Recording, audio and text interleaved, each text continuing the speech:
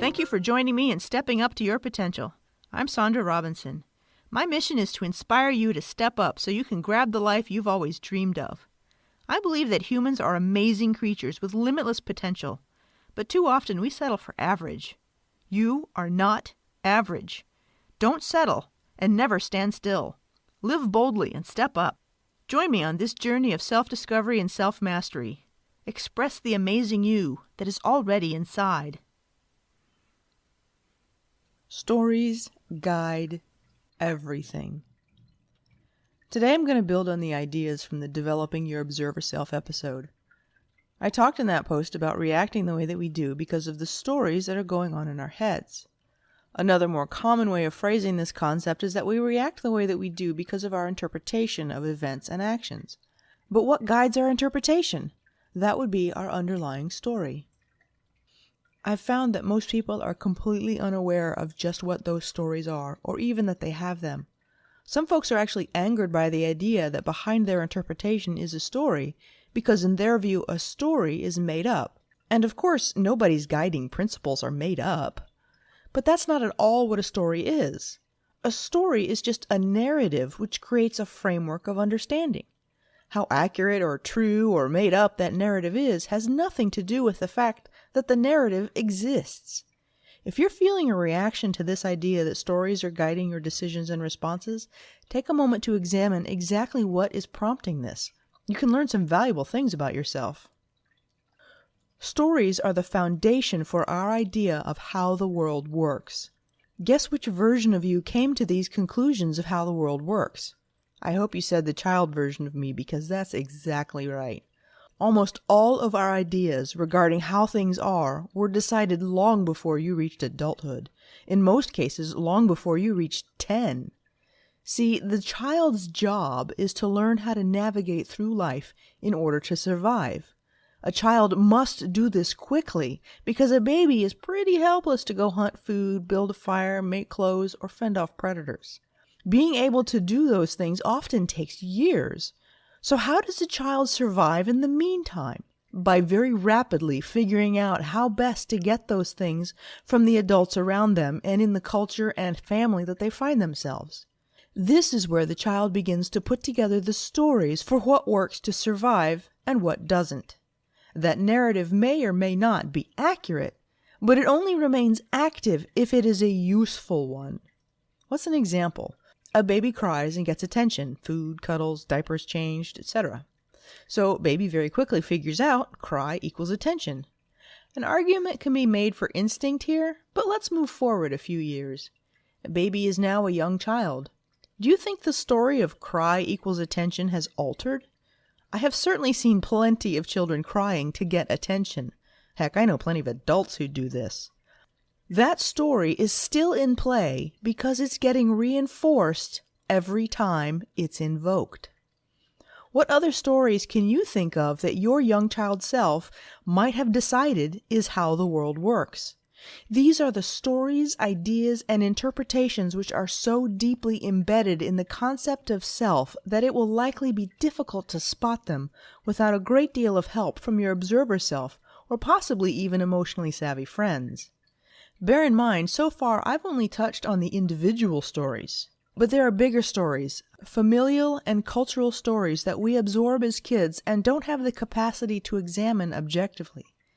Consider for a moment how your dominant culture's creation story of who made what, how, and why might be affecting you without you being aware of it. Until you find and consciously work with these stories, you will be at their mercy. Storytime. I've been working with this concept for a long time now, and I know how hard it is to catch the deepest stories, the ones so far down you either have no conscious idea that they're there, or you think you've already routed them. Here's one that I was able to identify early on, but I didn't realize just how deeply embedded it was until much later.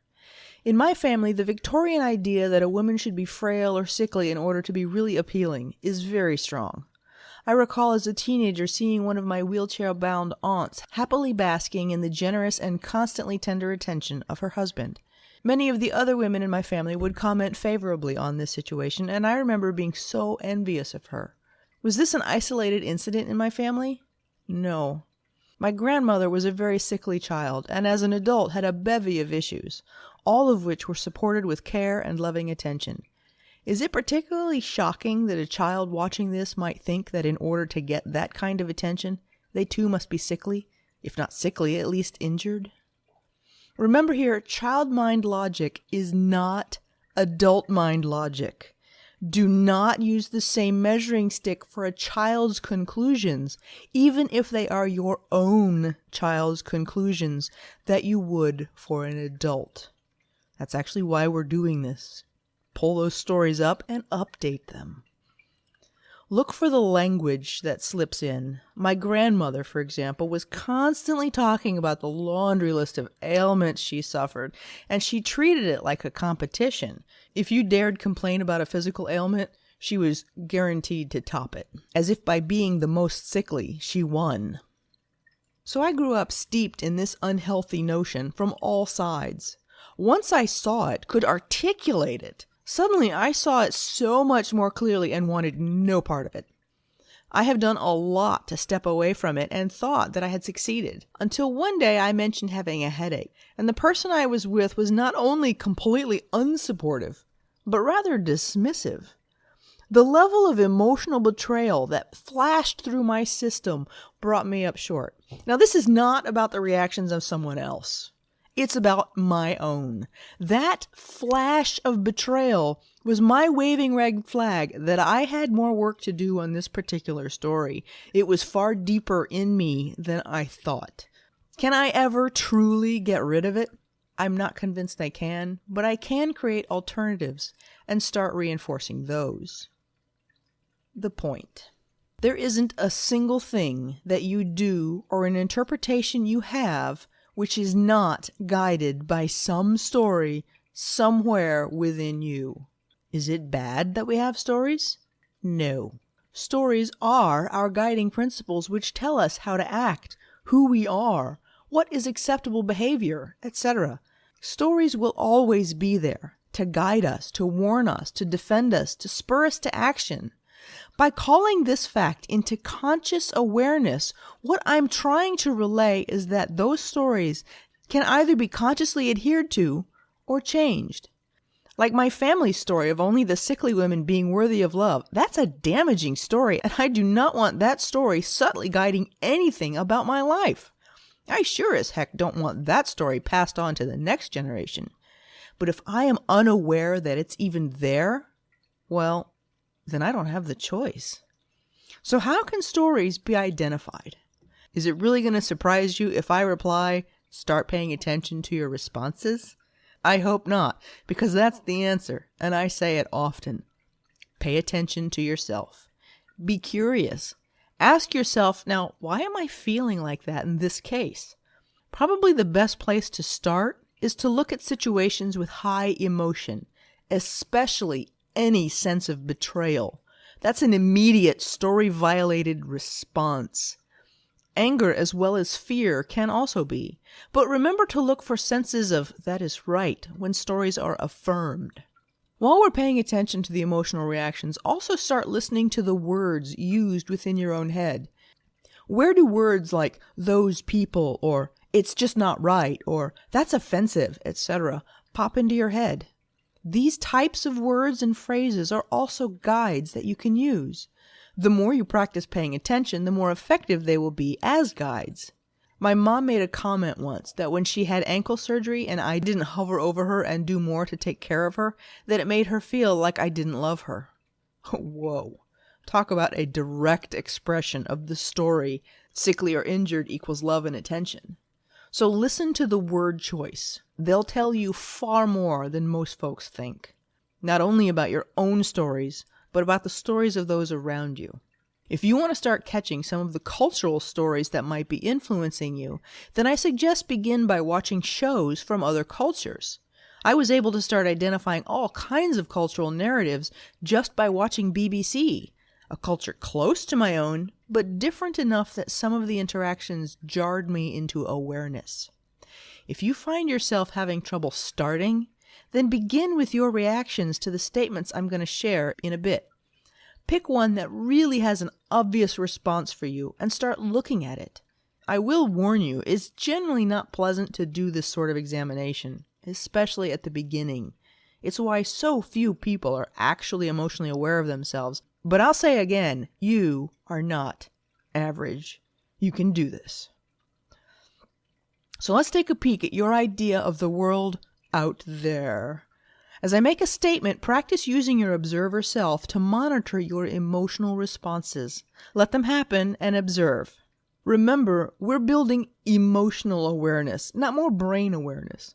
What you think isn't as important as what you feel here. If a word or phrase pops into your mind, make note of it, but set it aside for later.